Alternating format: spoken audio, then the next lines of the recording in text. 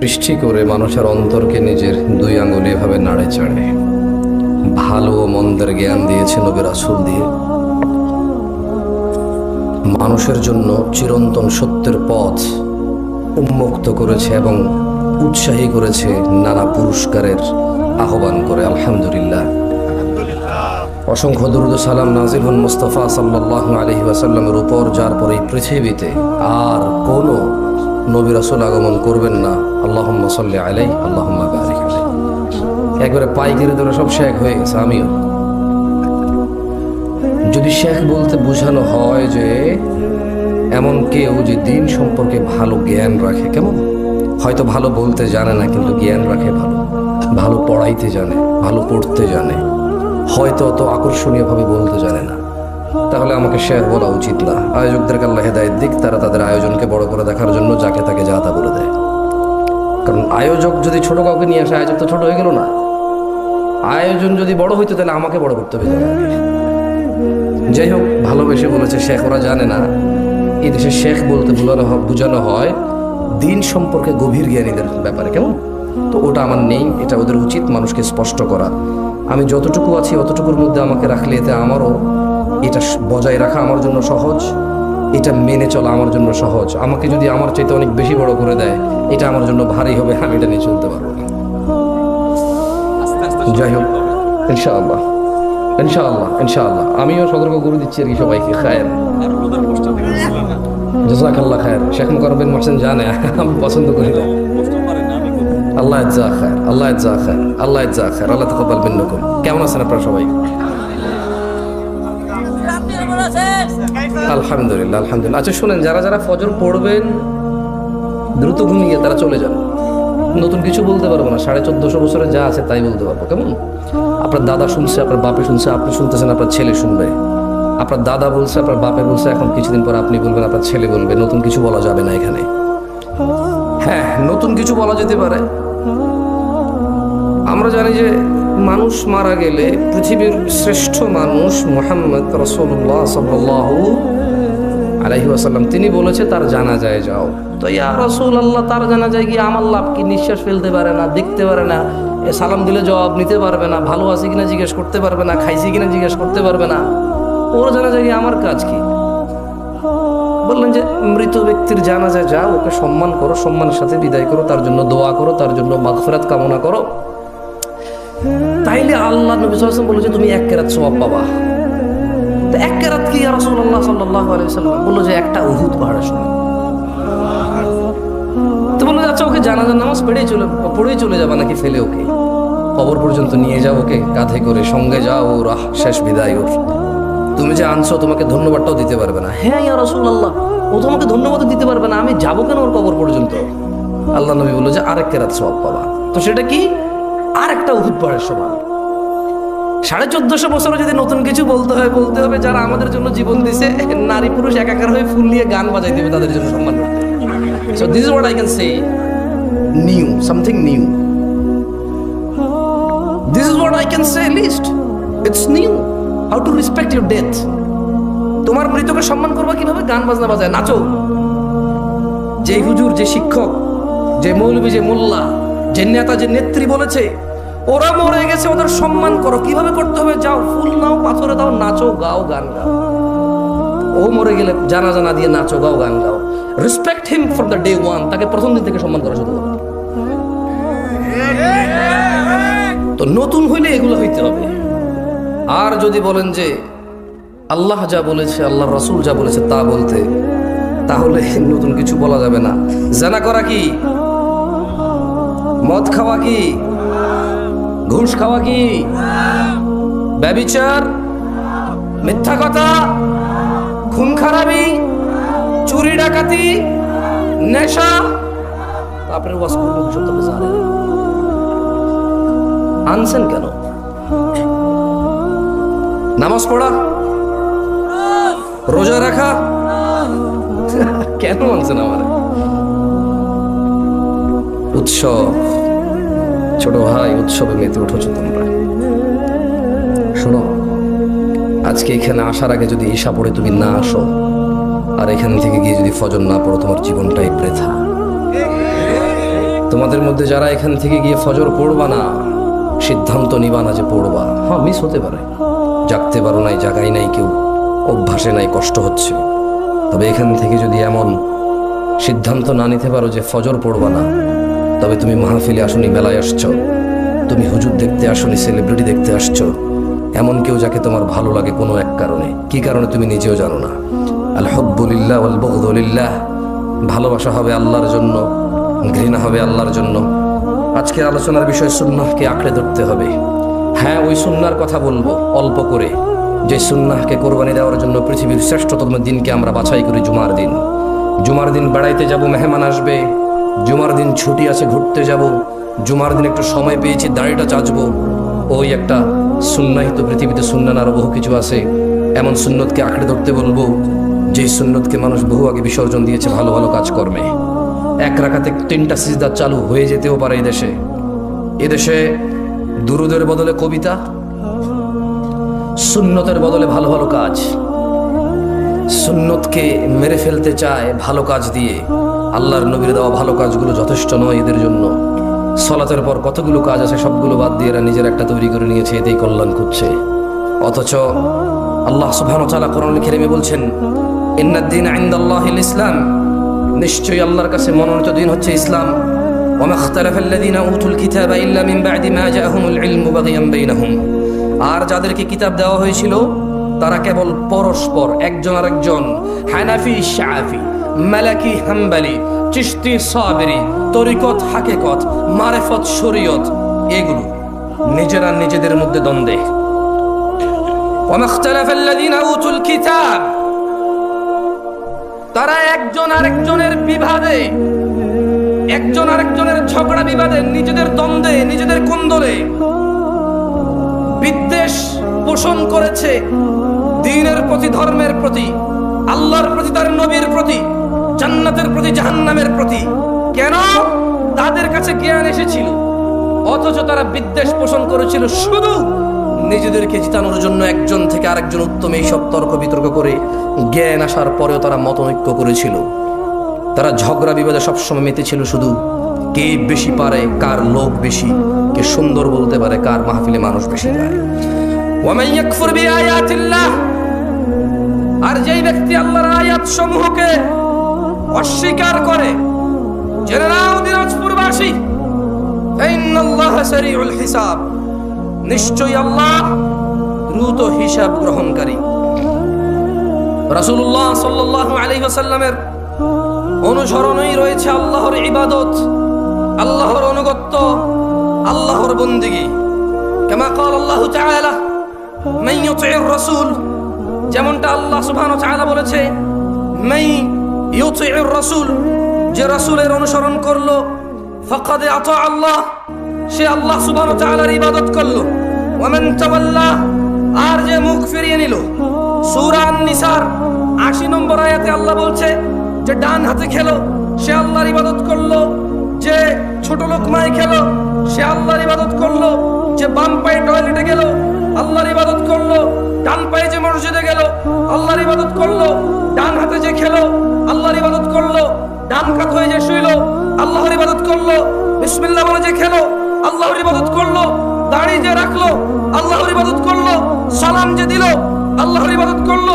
সালাম যে নিল, আল্লাহর ইবাদত করলো। মাইয়ুতির রাসূল, রাসূল যা করেছে, যে তা করে, ফাকাদ আতা আল্লাহ, সেই ব্যক্তি শুধু আল্লাহর ইবাদত করে, এর বাইরে কেউ নয়। ওয়া মান তাওয়াল্লা, আর যে ব্যক্তি রাসূল যা করেছে তা থেকে মুখ ফিরিয়ে নেয়, সুন্নত মনে করে দাড়ি কেটে ফেলে, শুধু সুন্নত মনে করে বাম হাতে খায়, শুধু সুন্নত মনে করে ডান পায়ে টয়লেটে যায় নাকি যায় না সেটা যে পরোয়া করে না। কেন? দাড়ি কাটা কেন? সুন্নত তাই। সুন্নতে মুআক্কাদা পড়ে না কেন? সুন্নত তাই। টাকনুর উপরে কেন প্যান্ট পরে না? সুন্নত তাই। যে সবকিছুকে সুন্নত বলে তুচ্ছতাচ্ছিল্য করে। ওয়া মান তাওয়াল্লা, আর যদি কেউ রাসূলের সুন্নত থেকে মুখ ফিরিয়ে নেয়, আর যদি কেউ রাসূলের অনুসরণ থেকে মুখ ফিরিয়ে নেয়, কি হবে? ফামা আরসালনাকা আলাইহিম হাফিযা, ও মুহাম্মদ সাল্লাল্লাহু আলাইহি সাল্লাম, যদি কেউ আপনার অনুসরণ না করে, আল্লাহ বলছেন যে আমি আপনাকে ওদের জন্য তত্ত্বাবধায়ক, পাহারাদার করে পাঠাইনি।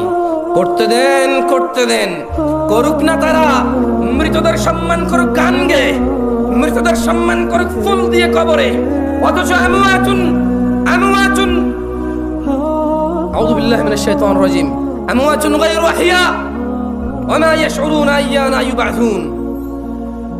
আমওয়াতুন গায়রু আহইয়া, তারা মৃত প্রাণহীন, ওয়া মা ইয়াশউরুনা আইয়ানা ইউবআসুন। এই মৃত কবরস্থ মানুষগুলো জানে না কবে তাদের হাসর হবে। এই মৃত কবরস্থ মানুষগুলো জানে না কবে হিসেবের দিন আসবে, কবে ফয়সালার দিন হবে, কবে বিচার হবে, তারা জান্নাতে যাবে নাকি জাহান্নামে যাবে।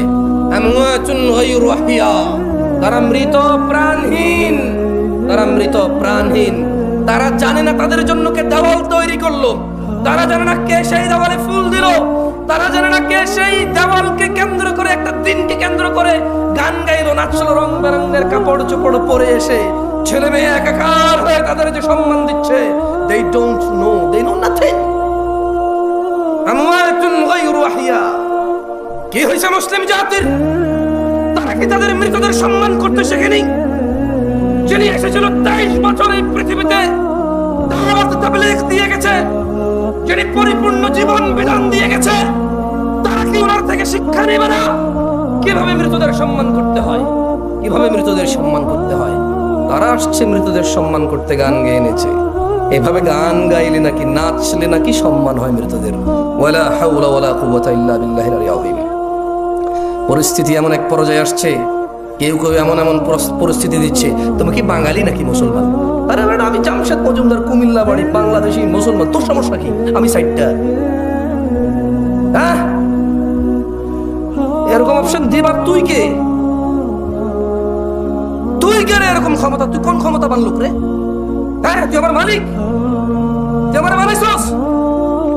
আমার বাপের পাজরের খাড়েজের এক বিন্দু তুচ্ছ পানি ছিল, সেটাকে তুই দিছিস, তুই বানাইছিস সেটা। ওখান থেকে রক্ত মাংস হাড্ডি দিয়ে সুন্দরতম ভাবে তুই প্রেরণ করছিস আমাকে পৃথিবীতে। যে তুই আমাকে অপশন দিয়ে রাখছিস জান্নাত নাকি জাহান্নাম, ওখানে অপশন চয়েস করা যায়। পরিস্থিতি আজকে এমন হয়ে গেছে, তুমি কি বাংলাদেশি নাকি মুসলমান? আমি মুসলমান, বাংলাদেশি, তোর সমস্যা কি? আমি বাংলাদেশি হিন্দু, তোর সমস্যা কি? আমি যদি জামশেদ হই, আমি বাপ, আমি খালু, আমি ফুফা, আমি মামা, আমি চাচা, আমি জ্যাঠা, আমি দুলা ভাই, আমি স্বামী, এত কিছু হইতে পারি। তুই কেন এখানে এমন অপশন দিবি যে আমি বাঙালি নাকি মুসলমান? আমি মুসলমান ও বাঙালি, তোর সমস্যা কি? আল্লাহ যা হারাম করেছে এই পৃথিবীর কোন মানুষের চাপে তা আমি গ্রহণ করব না। যদি সে আমার কপালে পিস্তল ঠেকায়, জান বাঁচানোর জন্য আমি মিথ্যা বলবো, এরপর বলবো আল্লাহ মিথ্যা কথা বলছি, তুমি দেখে আল্লাহ, তুমি তাকে আমি শুনবো না। অথবা আমি বলবো যা, জানি বাঁচাইলাম না, তুই মেরে ফেল। দুটার একটা বলবো আমি। হয় আমি ভয় বলবো না না না ভাই ভুল করছি, আর বলবো না। এরপর কম আল্লাহ তুমি জানো, এর আমি 5 বছর দাম দিই না। অথবা আমি বলবো যে হ্যাঁ বলছি, তুই কি করবি কর। দুটার একটা বলবো আমি। তোকে ভয় পেয়ে বেঁচে থাকার মানে কি রে? তোকে ভয় পেয়ে বেঁচে থাকতে হবে, কি বলিস? তুই নিঃশ্বাসের মালিক না, তুই জীবনের মালিক না, তুই জান্নাতের মালিক না, তুই আসমান থেকে কিছু নাজিল করতে পারিস না, খুঁটিবিহীন ওই আসমান তুই তৈরি করিসনি, এই জমিন তুই ছাদ বিছানা হিসেবে বানাসনি। তোকে ভয় পেয়ে চলতে হবে, বেঁচে থাকার মানে কি তাহলে? দিনী ভাইয়েরা, আমাদের পূর্বে কোনো মানুষ বৃদ্ধ হয়ে জন্ম হয়নি। এই যে সমাজের পৃথিবীর বুকে যত বৃদ্ধ মানুষ রয়েছে, এরা কেউ এমনি যুবক হওয়া ছাড়া বৃদ্ধ হয়নি। তুমি একলা যুবক নও যে যা খুশি তা করে বেড়াবা। মনে রাখবা, তোমার দাদা যুবক ছিল, বৃদ্ধ হয়েছে, মৃত্তিকায় মাটিতে পরিণত হয়েছে। তোমার বাবা যুবক ছিল, বৃদ্ধ হয়েছে। আফটার 20 ইয়ার্স তুমি নিজেও বৃদ্ধ হয়ে লাঠি ছাড়া হাঁটতে পারবা না। নিজেকে আল্লাহর কাছে আত্মসমর্পণ করো। ওমা আতাকুমুর রাসূল ইয়া নাস, হে মানুষ, যা আল্লাহ দিয়েছে, আল্লাহর রাসূল দিয়েছে, যা ফাখুযু, তা তোমরা গ্রহণ করো। ওমা নাহাকুম আনহু ফান্তাহু, আর তিনি যা থেকে বিরত করেছে তা থেকে তোমরা তাকে বর্জন করো। আচ্ছা, কালকে যদি আমেরিকায় থাকা মানুষগুলো বাংলাদেশি প্রবাসীরা, চায়নায় থাকা বাংলাদেশি প্রবাসীরা,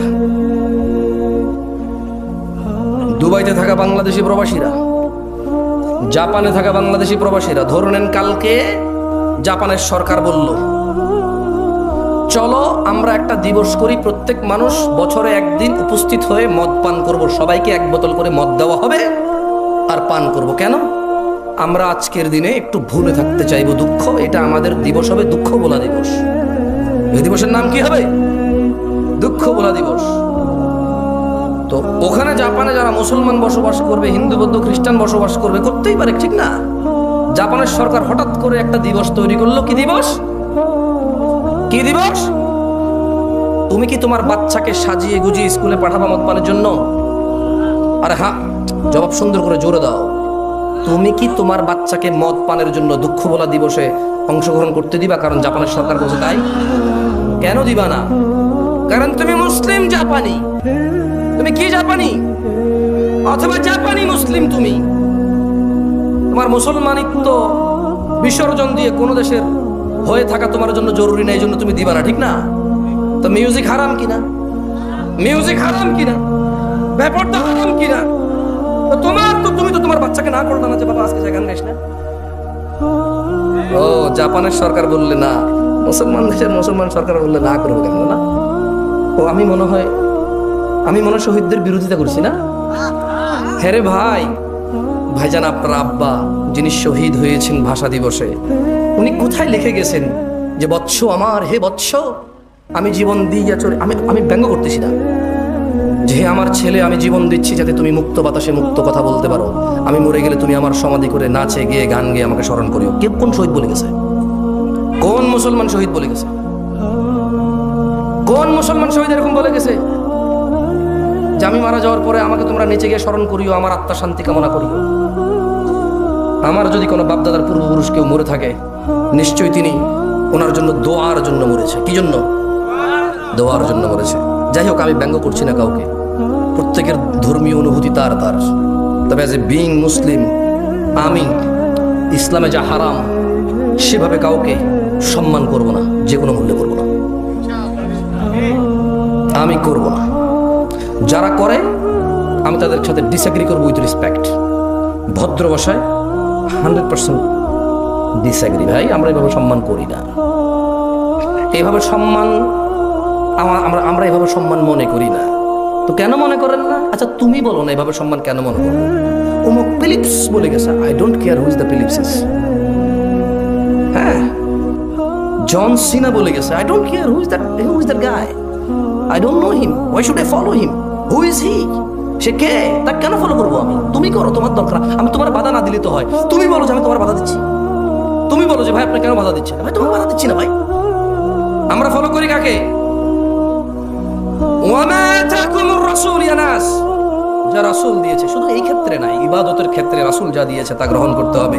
ওয়ামা নাহাকুম আন, আর যা তিনি নিষেধ করেছেন ফান্তাহু, তা বর্জন করতে হবে। আমি আর 15-20 মিনিট কথা বলে ছেড়ে দেবো আপনাদেরকে, কারণ অনেকে ফজর নামাজ পড়বেন না, বলবেন যে না প্রতিদিন মোবাইল টিপা নাটক সিনেমা দেখে ফজর মিস করি, আজকে একটা ভালো কাজ করছি, ফজর না পড়লেও চলবে, শুনছি। ইউ হ্যাভ এ রিজন ভাই, একটা রিজন তো আছে, you have a good reason. आओ भाई ज़िबा कर दो, यहाँ पे मार दो यार। आऊज़ु बिल्लाहि मिनश शैतानिर रजीम। লা হাওলা ওয়ালা কুওয়াতা ইল্লা বিল্লাহিল আলিয়্যিল আযীম। একটা বক্তব্য শুনুন না, হুজুররা বলে যে বিড়ালের মতো 100 বছর বেঁচে থাকার চাইতে বাঘের মতো কতদিন বাঁচবে? ঘন্টার পর ঘন্টা বেমনোযোগী হয়ে ওয়াজ শোনার চাইতে মনোযোগ দিয়ে 20 মিনিট শুনবো। ওকে, आगे आना जगह पे ला लिया ना, बेटा उतर गया ना अभी, सही है। औज़ु बिल्लाहि मिनश शैतानिर रजीम। वत्तकुल्लाह या नास, अल्लाह के भय करो। इन्नल्लाह शदीदुल इकाब, निश्चय अल्लाह शास्ति दाने कठोर। عن عبد الله بن مسعود رضي الله عنه قال, আব্দুল্লাহ ইবনে মাসউদ রাদিয়াল্লাহু আনহু থেকে বর্ণিত, তিনি বলেন قال رسول الله صلى الله عليه وسلم, আল্লাহর রাসূল সাল্লাল্লাহু আলাইহি ওয়াসাল্লাম বলেছেন, ইন্নাহু লাইসা শাইউন ইউকাররিবুকুম ইলাল জান্নাহ ইল্লা ক্বাদ আমারতুকুম বিহ, নিশ্চয় এমন সকল কিছুই তোমাদের জান্নাতের কাছাকাছি নিয়ে যাবে, তার প্রত্যেকটি আমি তোমাদের নির্দেশ দেওয়া ছাড়া ছেড়ে দেইনি। কোথায় তারা যারা বলে সব কিছু কি কোরআন হাদিসে আছে? যারা বলে সব ফতোয়া কি কোরআন হাদিসে আছে? যারা বলে ইসলাম 1450 বছর পুরনো, আজকের নতুন সমস্যার ইনস্ট্যান্ট ঝটপট সলিউশন কি কোরআন হাদিসে আছে? তারা কোথায়? তারা কেন এই হাদিসটা পড়ছে না? তারা কেন এই হাদিসটা পড়ছে না? মুসান্নাফ ইবনে আবি শাইবাতে আছে, মুস্তাদরাকে আছে, আল হাকিম বাইহাকিতে আছে। এটা কেন তারা পড়ছে না? আব্দুল্লাহ ইবনে মাসউদ রাদিয়াল্লাহু আনহু বলছেন, আল্লাহর নবী বলেছে, ইন্নাহু লাইসা শাইউন ইউকাররিবুকুম ইলাল জান্নাহ ইল্লা ক্বাদ আমারতুকুম বিহি। এমন কোন ভালো কাজ নেই যা তোমাদের জান্নাতের নিকটবর্তী করবে, অথচ আমি মুহাম্মদ নির্দেশ দেইনি সাল্লাল্লাহু আলাইহি ওয়াসাল্লাম। ওয়ালাইসা শাইউন ইউকাররিবুকুম ইলান নার ইল্লা ক্বাদ নাহাইতুকুম আনহু। এবং এমন কোন কিছু নেই যা তোমাদের জাহান্নামে নিয়ে যাবে, আমি নিষেধ করিনি। এমন কোন মন্দ কাজ নেই যা আমি নিষেধ করিনি, যা করলে তোমরা জাহান্নামের নিকটবর্তী হবা। কোথায় তারা যারা বলে কোরআন ও হাদিসে সকল সমস্যার সমাধান নেই? দিনী ভাই আমার, আমি জোরে কথা বলি, তুমি ধরে নাও, তুমি ধরে নিও, তুমি বিশ্বাস করো, আমি ইচ্ছা করে বলি না। যদি আমার এটা ফিতরাত না হতো, যদি এটা আমার অভ্যাস না হতো, তাহলে কেন আমি প্রত্যেকটা প্রোগ্রামে এমন করে বলতাম? তুমি আমার জোরে কথা বলাতে মনে কষ্ট নিয়ে কোরআন হাদিস উপেক্ষা করিও না। এগুলো আমার কথা না, আমি পড়ে শোনাচ্ছি। তোমার ভালো লাগে না আমার জোরে কথা, তোমার ভালো লাগে না আমার অ্যাটিটিউড, তোমার ভালো লাগে না আমার হাত আঙ্গুল ডান দিকে যায় বাম দিকে যায়, তোমার ভালো লাগে না আমি অত বেশি শিক্ষিত না, তোমার ভালো লাগে না আমি আরো অনেক কিছু করি, তোমার ভালো লাগে না আমি একটু খাটো মানুষ, তোমার ভালো লাগে না আমি তোমার মাদ্রাসায় পড়িনি, তোমার ভালো লাগে না আমি তোমার কাছে বায়াত হইনি, তোমার ভালো লাগে না আমি তোমার তরিকার না। ঠিক আছে, আমাকে বাদ দাও, আমাকে বাদ দাও। তুমি তো শিক্ষিত মানুষ, তুমি তো মাদ্রাসার ছাত্র, তুমি তো মাদ্রাসার শিক্ষক, তুমি তো মসজিদের ইমাম, তুমি তো মুহাদ্দিস, তুমি তো খতিব। ভাই আমার, শুধু আমার মুখে শুনছো বলে, আমাকে ঘৃণা করো বলে আল্লাহর নবীর হাদিসকে অস্বীকার করবা? ছি, অনেক ভুল সিদ্ধান্ত তোমার।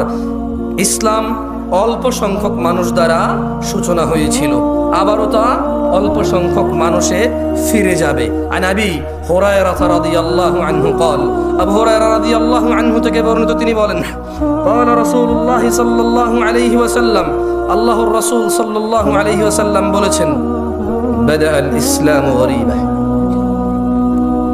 বাদা আল ইসলামু কি? বাদা আল ইসলামু গরীবা। বাদা আল ইসলামু গরীবা। ইসলামের আবির্ভাব, ইসলামের সূচনা হয়েছিল অপরিচিত অবস্থায়। ওয়াসায়াউদু কামা বাদা গরীবা। অচিরেই ইসলাম আবার শুরুর মতো অপরিচিত অবস্থায় ফিরে যাবে। ওয়াসায়াউদু কামা বাদা গরীবা। অচিরেই তা আবার শুরুর মতো অপরিচিত অবস্থায় ফিরে যাবে। কেউ সঠিক ইসলাম চিনবে না, কেউ সঠিক ইসলাম চিনবে না। জামশেদ মজুমদারও বাদ পড়ে যেতে পারে, বাদ পড়ে যেতে পারে এদেশের শত মোল্লা মুন্সি, মুহাদ্দিস, মুফতি, শাইখুল হাদিস, পীর, আউলিয়া কেরাম, সাধারণ মানুষ তো বাদ পড়ে যেতেই পারে। قال رسول الله صلى الله عليه وسلم, বাদা আল ইসলাম গরীবা। ইসলামের সূচনা হয়েছে অপরিচিত অবস্থায়। ওয়াসায়াউদু কামা বাদা গরীবা। অচিরেই তা আবার শুরুর মতো অপরিচিত অবস্থায় ফিরে যাবে। ফাতুবা লিল গুরাবা। সুতরাং এরূপ অপরিচিত অবস্থায় যারা সঠিক ইসলামের উপর টিকে থাকবে তাদের জন্য সুসংবাদ। ফাতুবা লিল গুরাবা। সুসংবাদ তাদের জন্য, খুশির খবর তাদের জন্য, জান্নাত তাদের জন্য, আল্লাহর সন্তুষ্টি তাদের জন্য, জাহান্নামের মুক্তি তাদের জন্য, জান্নাতের সুখ বিলাসিতা তাদের জন্য। ফাতুবা লিল গুরাবা। যারা অপরিচিত অবস্থায় চলে যাওয়ার পরও সঠিক ইসলামে টিকে থাকবে। দ্বীনি ভাইয়েরা, আল্লাহর রাসূল মুস্তাফা সাল্লাল্লাহু আলাইহি ওয়াসাল্লামকে ভালোবাসা ছাড়া, আল্লাহর নৈকট্য পাওয়া সহজ তো দূরের কথা, ইম্পসিবলের পরে ইম্পসিবল, অসম্ভব, কসমিন কালে অসম্ভব নয়। কামা ক্বাল আল্লাহ তাআলা, যেমনটা আল্লাহ তাআলা কোরআনুল কারীমে বলেছেন, কুল, ও মুহাম্মদ সাল্লাল্লাহু আলাইহি সাল্লাম বলুন, ইন কুনতুম তুহিব্বুনাল্লাহ, বলে দিন ও দুনিয়ার মানুষরা যারা দাবি করো ভালোবাসো আল্লাহকে, ফাত্তাবিউনি, দাবি যদি সঠিক হয় মুস্তাফা সাল্লাল্লাহু আলাইহি সাল্লামকে অনুসরণ করো, ইউহিব্বুকুমুল্লাহ, তুমি খালি মুহাম্মদকে ভালোবাসো সাল্লাল্লাহু আলাইহি ওয়াসাল্লাম, আল্লাহ নিজেই তোমাকে ভালোবাসবে। ওয়া ইয়াগফির লাকুম যুনুবাকুম, আল্লাহ ভালোবেসে তোমার সমস্ত গুনাহ ক্ষমা করবে। আল্লাহু গফুরুর রহিম, আর তিনি আল্লাহ অত্যন্ত ক্ষমাশীল, পরম দয়ালু। عن ثوبان رضي الله عنه قال, ثوبان رضي الله عنه থেকে বর্ণিত, তিনি বলেন, قال رسول الله صلى الله عليه وسلم, আল্লাহর রাসূল সাল্লাল্লাহু আলাইহি সাল্লাম বলেছেন, لا تزال طائفة من أمتي ظاهرين على الحق, অল্প কয়জন ভয় পাও, সামান্য কয়জন মন খারাপ, সংকুচিত, ভীতু, খুব চিন্তিত। কেন? পুরো মসজিদে তোমরা অল্প কয়জন মানুষ ফজরে এসেছো, পুরো মাহফিলে অল্প কয়জন মানুষ এসেছো, মাদ্রাসাগুলোতে অল্প কয়জন তার বাচ্চাকে পাঠিয়েছে। তুমি সংকুচিত, অন্যায়ের বিরুদ্ধে অল্প কয়জন মানুষ কথা বলে, সুন্নাহর অনুসরণ অল্প কয়জন মানুষ করে, তো শুনে নাও, চিন্তিত হইও না। সাউবান রাদিয়াল্লাহু আনহু থেকে বর্ণিত, তিনি বলেন, قال رسول الله صلى الله عليه وسلم, আল্লাহর রাসূল সাল্লাল্লাহু আলাইহি ওয়াসাল্লাম বলেছেন, لا تزال طائفة من أمتي ظاهرين على الحق, আমার উম্মতের একটা দল সদা সর্বদা সত্যের উপর অটল থাকবে। আল্লাহ আমাদের কবুল করুন। لا يضرهم من خذلهم حتى يأتي أمر الله وهم كذلك, কোন লাঞ্ছনাকারীর লাঞ্ছনা তাদের কোনো ক্ষতি করতে পারবে না যতক্ষণ না কিয়ামত হয়ে যায়। আর এই আমার উম্মতের এই সংখ্যক লোকগুলো সর্বদা সত্যের উপর এভাবেই টিকে থাকবে। কি ভাই, আমি তো যাবো, গেল যাইবে না, আমিও যাবো না, এত রাত ওয়াজ করা যায়? মানুষের শরীর তো, আয়োজকরা কি মনে করে সামনে লোকগুলো গাধা আর বক্তা মুলা, যতক্ষণ ঝুলে রাখবে বসে থাকবে? এভাবেই তো হচ্ছে। 12টা বাজবে কেন? আমি দুঃখিত, আমি আয়োজন মোটে খারাপ বলতেছি না, আমার ঠোঁট কাটা মানুষ, অহংকারী মনে করিয়েন না। সুযোগ পাইছি, মাথায় উঠে গেছি, এটাই। না ডাকলে কি করতাম? প্লিজ মাঝে মধ্যে ওয়াজ মাহফিল আমাকে একটু ডাকিয়েন, একটা কথা বলার সুযোগ করে দিয়েন। হয়তো এরকম বলতে হয়তো, আল্লাহ মাফ করে কাজ তাক করে। যাই হোক, 2-3টা হাদিস কোরআন পড়ে আমি আসলে বিদায় নিই। যেভাবে হুন্ডা স্টার্ট হচ্ছে, সাউন্ড हमको बड़ा मजा नहीं आ रहा यार। अब क्या करे, इंसान है खुलिकल इंसान ضعيفा। আল্লাহ বলছে যে মানুষকে আল্লাহ বানাইছে দুর্বল চিত্তে। কি চিত্তে? দুর্বল। মাঠ ভর্তি মানুষ হইলে মন মনে চায় সারা রাত ওয়াজ করি, 1-2 উঠে গেলে কত মানুষ হইতে বসে আছে, উঠছে মাত্র 1-2, মনটা এত খারাপ হয়ে যায় কেন হয় জানি না। আউযু বিল্লাহি মিনাশ শাইতানির রাজীম। একদিনই ভাইরা 2-একটা নসিহত করে তোমাদের চলে যাই। যুবক ভাইরা আমার, 30 বছরের নিচে কারা আছে? উঠে দাঁড়াও তো একটু দেখি। 30-এর নিচে উঠো দাঁড়াও। আর কত বইবা? হাওয়া বাতাস যা আছে ভাই করো। সব কি 30-এর নিচে? বাইঠো ভাই, স্লোগান বন্ধ করেন ভাই। কি হয়েছে ভাই? রাজনীতি শুরু করে দিয়েছেন? বসেন। স্লোগান দিয়ে কিছু হইলে বহুত কিছু হয়েছে, তো আরো বহুত জায়গায় হয়। খালি একটা পুলিশ এসে বলছে कोई नहीं दिखेगा इधर, जिसने बोला नारा तकबीर सबसे पहले भागेगा भाई। থাক, পরিস্থিতি ঘোলায়েন না, কথাবার্তা বলার সুযোগ দিয়েছে আল্লাহ, ওদেরকে তৌফিক দিক, আরো সুযোগ করে দেওয়ার। আল্লাহ ওদেরকে এবং আমাদেরকে, ওদের এবং আমাদের হৃদয়ের যে দূরত্বতা রয়েছে তা দূর করে দিন কল্যাণের জন্য। আল্লাহ তাআলা আমাদের ও আমাদের শাসকদের মধ্যে ন্যায় প্রতিষ্ঠার তৌফিক দান করুন। আমাদের শাসকদের অত্যাচার থেকে আল্লাহ আমাদেরকে আশ্রয় দিন। এবং ওদের মধ্যে যে কল্যাণ আছে আল্লাহ সর্বোচ্চ কল্যাণটুকু আমাদেরকে দান করুন। আমরা যাতে সুন্দরভাবে তাদের সাথে চলে তাদের ভুল সিদ্ধান্তগুলোর সুন্দর ভদ্র ভাষায় প্রতিবাদ করতে পারি, আল্লাহ আমাদেরকে সেই তৌফিক দান করুন। আমি বলবো, যিনি আপনি বলেছেন গান গাইলে শহীদের শ্রদ্ধা হয়, আপনি একটু বলেন না শহীদ ব্যক্তি কোন সায়েন্স কোন আর্টসে বৈজ্ঞানিক কোন থিওরিতে মরার পর গান গাইলে ওর সম্মান হয়? যদি ব্যাখ্যা দিতে পারেন আমিও গাইব। যদি বলে দিতে পারেন ছেলে মেয়ে একাকার হয়ে যদি গান সারাদিন গান গেয়ে আর বুঝাই যে ওরা মারা গেছে আমাদের জন্য, ওদেরকে আমরা স্মরণ করতেছি, এই স্মরণ ওদের কোনো কাজে আসবে যদি কোনো সায়েন্স দিয়েও বুঝাই দিতে পারেন, ধর্ম বাদ দিলাম, যদি সায়েন্স দিয়ে বুঝাই দিতে পারেন তবে আমি বলবো ঠিক আছে আপনি করেন, তবে আমি তাও করবো না হারাম মিউজিকের জন্য, কেমন? তবে আমার মনে হয় আপনি বুঝাইতে পারবেন সায়েন্স। আরে ভাই, সায়েন্স অনেক সত্য জিনিসের অস্বীকার করে, এটা তো নাই। সায়েন্স সত্য বুঝতে 200 বছর লেগে যায়, কথা বোঝেন নাই? চাঁদের আলো নাই, সূর্যের আলো আছে, এটা বুঝতে 1400 বছর লাগছে সায়েন্সের। কয় বছর লাগছে? হ্যাঁ, কয় বছর? চাঁদের নিজস্ব আলো নেই, সূর্যের আলো আলোকিত হয়, সায়েন্স এটা বুঝতে কতশো বছর লাগছে? কতশো? আমরা 1450 বছর আগ থেকে জানি, আলহামদুলিল্লাহ। তো সায়েন্স অনেক সত্য জিনিসে জানতে 1000-1500 বছর লেগে যায়, এই জিনিস তো নাই। যাই হোক যুবক ভাই আমার, প্রাণ প্রিয় দিনী ভাই আমার, আল্লাহ সুবহানাহু ওয়া তাআলা আমাদের সৃষ্টি করেছেন সুন্দরতম অবয়বে। 10টা 5টা সিম চালাইয়া 10টা 5টা মেয়ের সাথে প্রেম করার জন্য নয়, যেভাবে তিনি চেয়েছেন সুন্দর করে বানিয়েছেন আমাদের। সূরা আল ইমরানে আল্লাহ বলছেন, হুয়াল্লাযী ইউসাউয়িরুকুম ফিল আরহামি কাইফা ইয়াশা, তিনি মাতৃগর্ভে যেভাবে ইচ্ছে তোমাদের আকৃতি গঠন করেন। লা ইলাহা ইল্লা হুয়াল আজিজুল হাকীম, তিনি ছাড়া অন্য কোনো সত্য ইলাহ নেই, তিনি প্রবল পরাক্রমশালী। ভাই আমার, তুমি গান বাজনায় মেতে থাকিও না। ওয়া মিনান নাসি মান ইয়াশতারি লাহুয়াল হাদীসি লিয়ুদিল্লা আন সাবিলিল্লাহি বিগাইরি ইলমিন ওয়া ইয়াত্তাখিযাহা হুজুয়া উলাইকা লাহুম আযাবুন মুহিন। যুবক ভাই ও বোন আমার, মানুষের মধ্যে কেউ কেউ আল্লাহর পথ থেকে বিচ্যুত করার জন্য খারাপ বাক্য কিনে নেয়, যা আমরা গানের মধ্যে পাই, জ্ঞান ছড়াই, এবং আল্লাহর দেখানো পথ নিয়ে তারা ঠাট্টা বিদ্রুপে মেতে ওঠে। তাদের জন্য রয়েছে যন্ত্রণাদায়ক শাস্তি।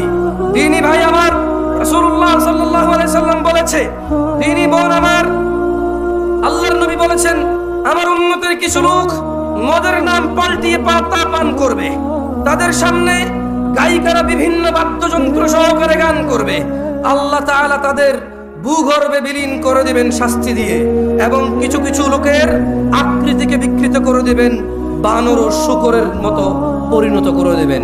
ভয় পাও বানর হওয়া থেকে, ভয় পাও শূকর হওয়া থেকে, মাতৃগর্ভে ভূগর্ভে বিলীন হওয়া থেকে ভয় পাও। গান বাজনা ভালো জিনিস নয়, অসার বাক্য ব্যতীত, শয়তানের ফাঁদ ব্যতীত আর কিচ্ছু নয়। ইয়া আইয়ুহাল্লাযীনা আমানু, হে তোমরা যারা ঈমান এনেছো, ইন্নামাল খামর ইয়া শিবাব আহলুল মুনাফিকের ফাঁদে পা দিও না, মুনাফিকদের ফাঁদে পা দিও না।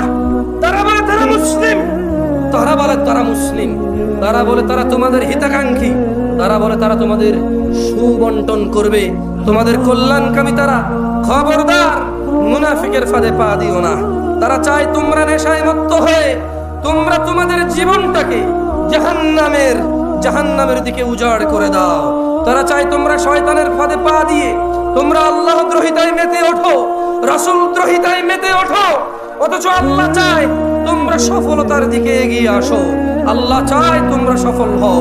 আল্লাহ সুবহানাহু ওয়া তাআলা সূরা মাঈদায় 90 নম্বর আয়াতে বলছেন, ইয়া আইয়ুহাল্লাযীনা আমানু, তোমরা যারা ঈমান এনেছো নারী ও পুরুষরা, ইন্নামাল খামর ওয়াল মাইসির ওয়াল আনসাব ওয়াল আজলাম রিজসুম মিন আমালিশ শাইতান ফাজতানিবু লাআল্লাকুম তুফলিহুন।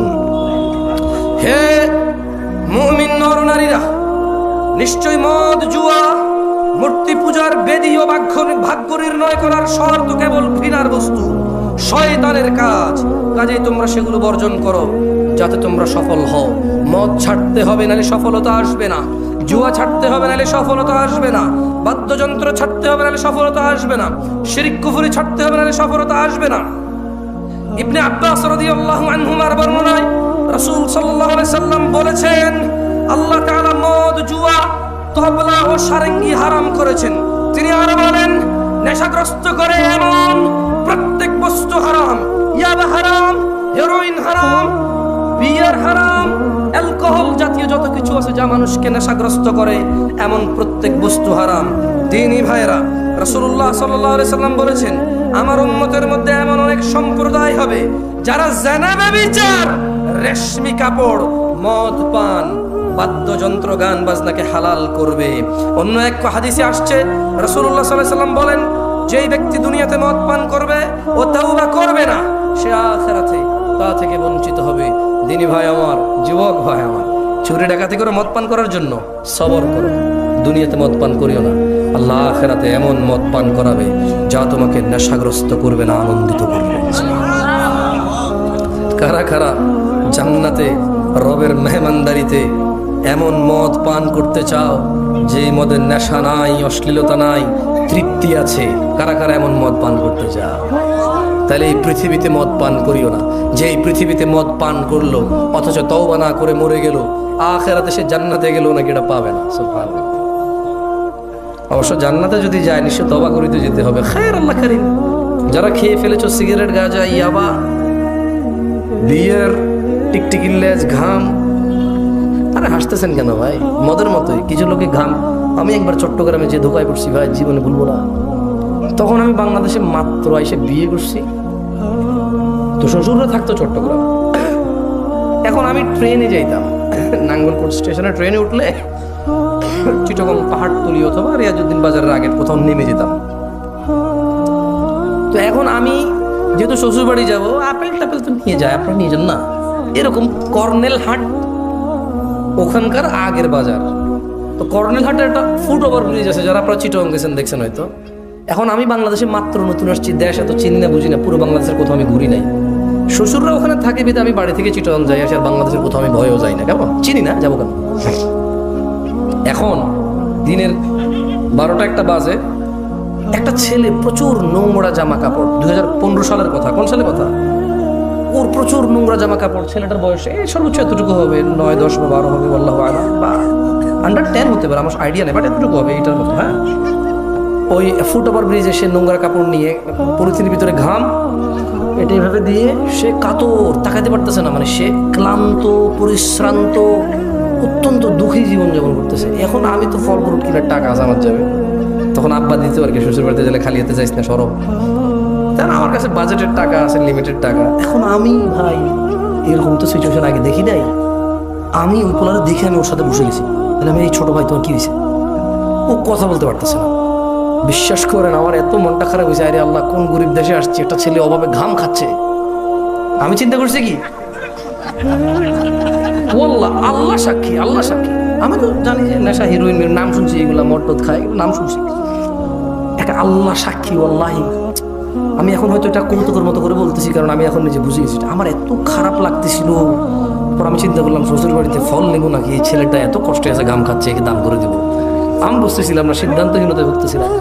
পর আমি আমার যাবে যা ছিল সব কটা টাকা ছিল, রিক্সা ভাড়া রাইখা, তো আমি পরে সবগুলো টাকা দিয়ে আমি চিন্তা করলাম, সময় বুঝছেন কাতরাচ্ছিল, তো বুঝছেন, ও তো ঘাম খাচ্ছে, এটা যে নেশা আমি তো জানি না। ও তো ঘামের গ্রান নিচ্ছিল, কেমন ওই যে জুতার যে আঠাগুলো, এগুলো আমি তো জানি না জিনিসটা। এখন আমি ওরে এই টাকাগুলো দিয়ে আমি খালি হাতে চলে গেছি শ্বশুর বাড়ি। তো আমার সম্বন্ধী, ওনার সাথে আমার বেশ ভালো সম্পর্ক, মাশাআল্লাহ। আল্লাহ সহজ করুন, আল্লাহ দূরত্ব দূর করে দিন, এবং আল্লাহ হেফাজত করুন, আশ্রয় দিন শয়তানি বদমাশি থেকে।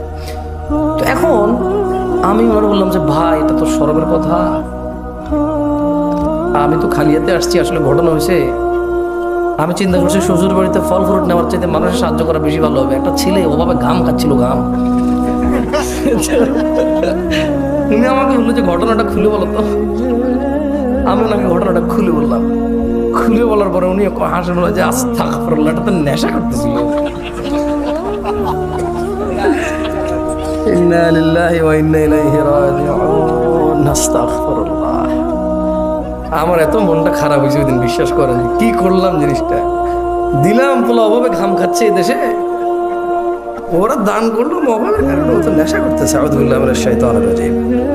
তোমরা যাদের অভিভাবক রূপে নিয়েছো তারা মুনাফিক বই কিছু নয়, তারা চায় তোমরা শয়তানের ফাঁদে পা দাও। আনাস ইবনে মালিক রাদিয়াল্লাহু আনহু বলেন, আল্লাহর নবী বলেছেন, মদের সাথে সম্পৃক্ত 10 প্রকার মানুষের উপর আল্লাহর নবী গজব দিয়েছে। নাউযুবিল্লাহি মিন যালিক। তার প্রস্তুতকারীর উপর, যে প্রস্তুত করায় তার উপর, যে পান করায় পানকারীর উপর, যে পানকারীকে নিয়ে দিয়ে যায় ওই ওয়েটারের উপর, ওই ডেলিভারি ম্যানের উপর আল্লাহর গজব, যে প্লেটে নিয়ে ওয়েটার দেয় তার উপরে আল্লাহর গজব, যে এটা বানায় তার উপরে আল্লাহর গজব, যার জন্য এটা বানায় তার উপরে আল্লাহর গজব, এবং যার জন্য এটা নিয়ে যাওয়া হয় তার জন্য তার উপর আল্লাহর গজব, যে এই মদ খায় তার উপরে আল্লাহর গজব, যে বিক্রি করে তার উপরে আল্লাহর গজব, এবার যে লাইসেন্স দেয় তার উপরে কি। আল্লাহ আমাদেরকে বুঝার তৌফিক দান করুন। জিনা ব্যভিচারে তোমরা লিপ্ত থাকিও না। আল্লাহ বলছে, ওয়ালা তাকরাবুজ জিনা ইন্নাহু কানা ফাহিশাতান ওয়া সাআ সাবিলা। ছোট ভাই আমার, এই যৌবন চলে যাবে রে। আচ্ছা, একটা মজার কথা বলে আজকে মাহফিল শেষ করে দিই, কেমন? এমনি মাহফিল হইব না রে, খাড়া। এই খুব সুন্দর করে কথা বলে, বিসমিল্লাহ বিসমিল্লাহ বিসমিল্লাহ আল্লাহু আকবার। আর কত দাঁড়াবো?